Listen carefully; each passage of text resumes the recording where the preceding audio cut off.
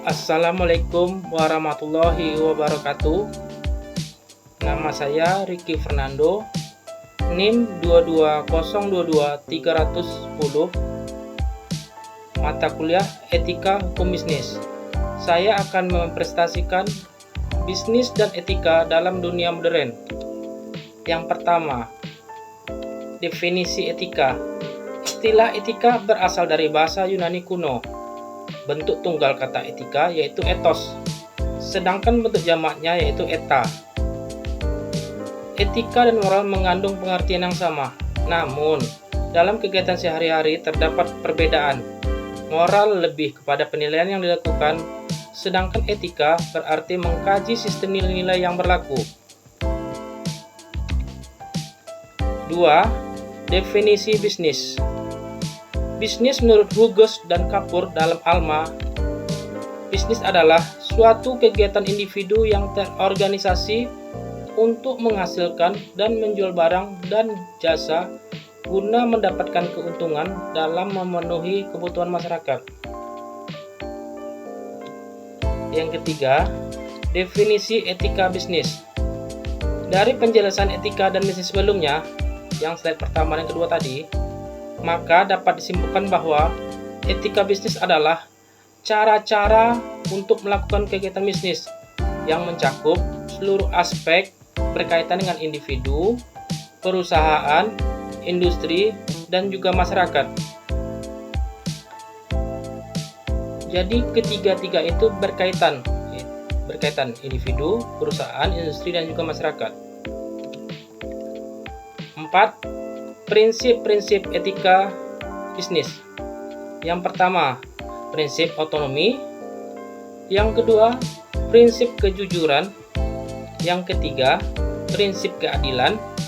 Yang keempat, prinsip menguntungkan. Yang kelima, prinsip integritas moral.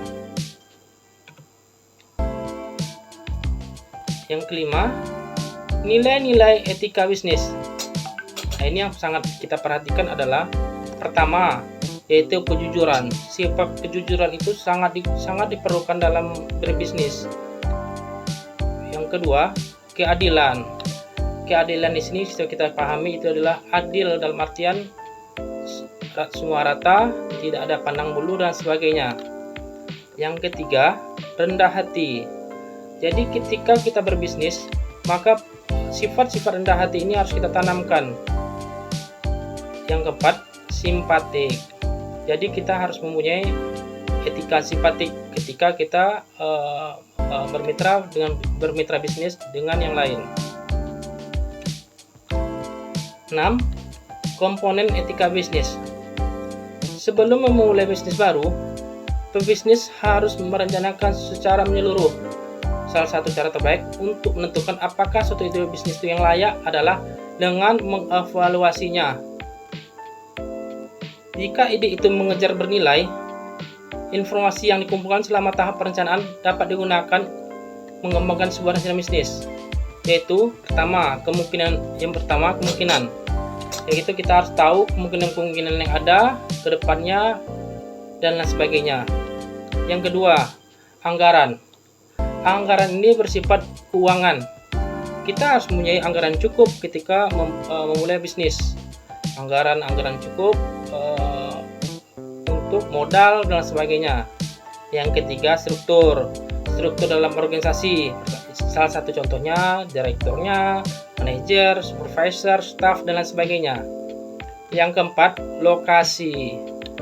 Lokasi ini menentukan tempat usaha kita dalam berbisnis. Yang kelima, pemasaran. Pemasaran ini bisa kita lihat pemasaran kita targetnya di mana nih, wilayah tempat yang kita bisniskan. Yang keenam, kompetisi. Oke, kita lanjut. 7. 3 aspek pokok dari bisnis. Guna menjelaskan kekhususan aspek etis dalam suatu pendekatan, pertama kita membandingkannya dulu dengan aspek-aspek lain, terutama aspek ekonomi dan hukum. Sebab bisnis sebagai kegiatan sosial bisa disoroti sekurang-kurangnya dari 3 sudut pandang berbeda, tetapi tidak selalu mungkin dipisahkan ini. Yang pertama, aspek bisnisnya adalah aspek ekonomis. Yang kedua, aspek moral. Yang ketiga, aspek hukum. Yang mungkin kalau saya memberi pemahaman, kalau untuk moral adalah berhubungan dengan etika. Sedangkan aspek hukum, sudut pandang hukum adalah kita melihat garis-garis mana yang bisa kita lalui, batas-batasannya, dan lain sebagainya. Kesimpulan, untuk mengatasi kejahatan bisnis atau ekonomi yang terjadi seiring dengan perkembangan ilmu dan teknologi yang telah melahirkan revolusi industri, perdagangan, perbankan, dan khususnya korporasi dalam skala global, sebaliknya negara memperkuat komitmen politiknya untuk lebih memartabatkan kegiatan ekonomi dan bisnis. Dengan begitu, kemakmuran dan kesejahteraan dapat terwujud. Terima kasih. Mungkin itu saja dapat presentasi saya yang dapat saya sampaikan. Ketika ada saran dan kritik bisa melalui email saya dan melalui handphone saya. Itu saja yang dapat saya sampaikan. Lebih dan kurang saya mohon maaf. Assalamualaikum warahmatullahi wabarakatuh.